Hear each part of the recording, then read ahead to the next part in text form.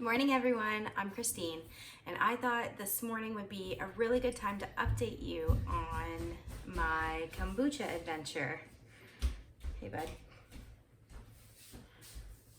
I've always got a helper everywhere.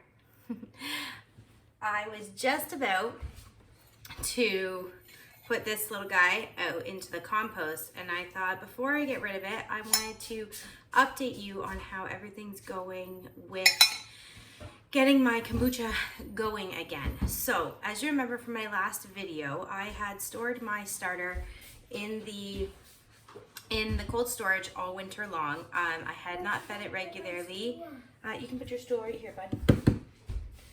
I hadn't been feeding it regularly, and when I went to go get it, it was still good, but it had turned to kombucha vinegar, which was which was fine for getting the kombucha going again. All the yeast was still very much active and alive. However, after my first batch of kombucha, I realized that it was not optimal kombucha brewing starter. This is a SCOBY. You want to smell it? See what it smells like. It smells like kombucha. You want to lick it? Is it rotten? No, it's not rotten. It's just the SCOBY. What does it taste like? Kombucha. It tastes sour, doesn't it? Like really strong kombucha. Yep. This just going in the compost because look what's on top of this jar. A brand new one. So what I'm trying to do is, instead of using my really big kombucha brewer, I can't remember what I was using in my last video. My one vessel broke. My other glass vessel,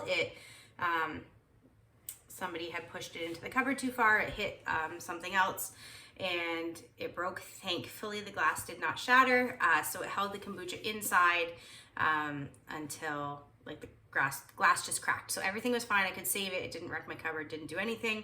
However, I went to using my really big brewing vessel, my ceramic one that I had used last year when I was brewing kombucha for a few different people. Just careful you don't hit the little handle. You can sit up there, it's fine.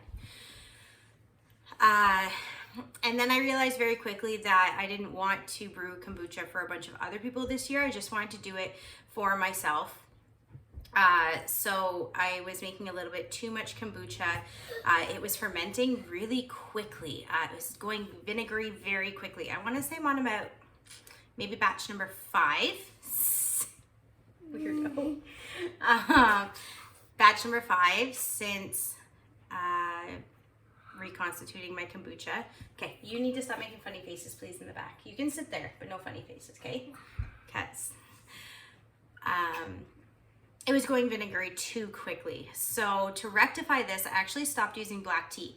Last summer, I didn't use black tea to make my kombucha. I only used it this year because I know that kombucha does really well with a strong tea.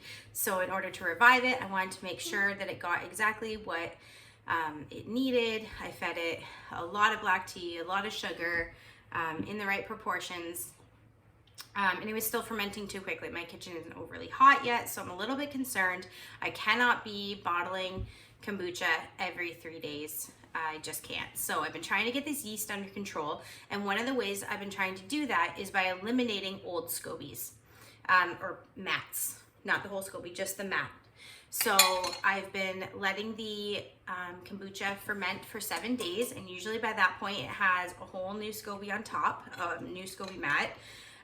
And I have been removing the old SCOBY and just letting the new SCOBY continue on with the batch. So that liquid that is left in the container is getting more and more cultured to the way that I like it. There won't be yeast overgrowth in it. There won't be a ton of yeast attached to the SCOBY anymore. Okay, no more. Can you go down, please? Okay, down you go. Dad's back in. There won't be a ton of yeast anymore attached to the SCOBY, so I'll just show you quickly. I'll be done in like 1 second.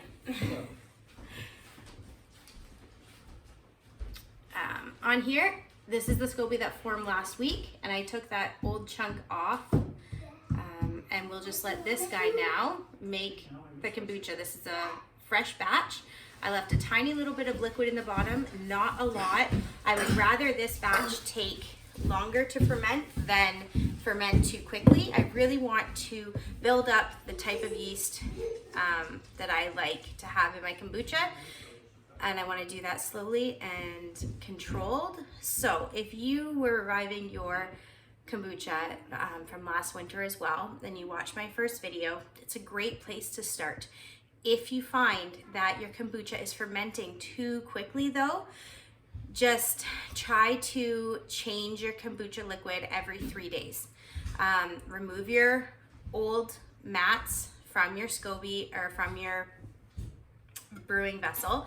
Keep your new SCOBY mats in there with a tiny bit of liquid and just keep tasting. If it's ready at 3 days, bottle at 3 days, make another batch, keep going, keep removing that old SCOBY. I'm not quite there yet. I'm really hopeful that this mixture, which is green tea and white tea, so I'm doing green and white tea to a total of 6.5 cups of water and half a cup of sugar, and I'm probably only leaving a quarter cup of starter liquid in my batch now. So that's where we're at. It is a process, it's a living thing, but don't be afraid to customize it to your liking. We like our kombucha to taste a certain way. I want it to be fermented. I don't want it to be sweet. I don't want it to be vinegary either. So we're working on it. There are some steps that you can take if you're at the same spot that I am in your kombucha making process. And I'll keep you updated again in a couple weeks and we can see how things are going.